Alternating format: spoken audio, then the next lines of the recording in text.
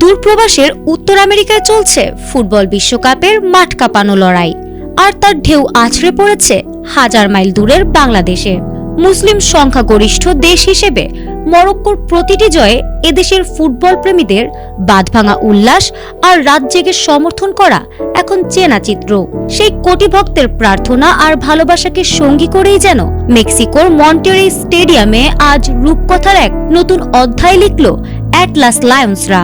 চলতি বিশ্বকাপের অন্যতম রোমাঞ্চকর ও হাই ভোল্টেজ ম্যাচে নেদারল্যান্ডসকে টাইব্রেকারের চরম স্নায়ুযুদ্ধে ৩-২ ব্যবধানে বিদায় করে শেষ ১৬র টিকিট কেটেছে মরক্কো।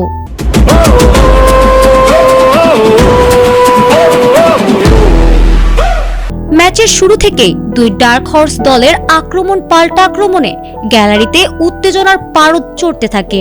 প্রথমার্ধ গোলশূন্য থাকার পর ম্যাচের ৭২ মিনিটে ক্রাইসেনসিও সামারভিলের পাশ থেকে দুর্দান্ত এক গোল করে ডাচদের ১-০ ব্যবধানে এগিয়ে দেন কোডি গাকপো।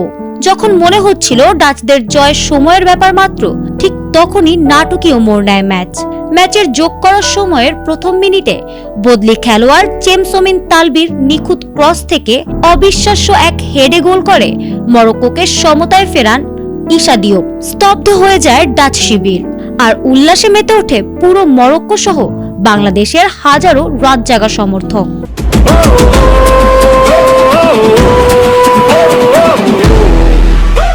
নির্ধারিত ৯০ মিনিট এবং অতিরিক্ত ৩০ মিনিটের লড়াইও এক সমতায় শেষ হলে ম্যাচের ভাগ্য গড়ায় পেনাল্টি শুট আউটে।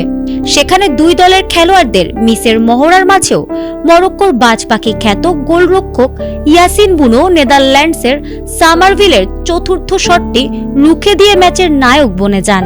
শেষ পর্যন্ত ইসমাইল সাইবারি স্পট কিক থেকে জয়সূচক গোলটি করতেই ৩-২ ব্যবধানে উল্লাসে ফেটে পড়ে মরক্কো।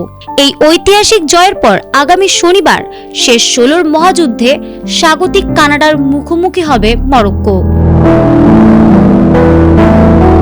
ফারহানা হক, এটিএন বাংলা।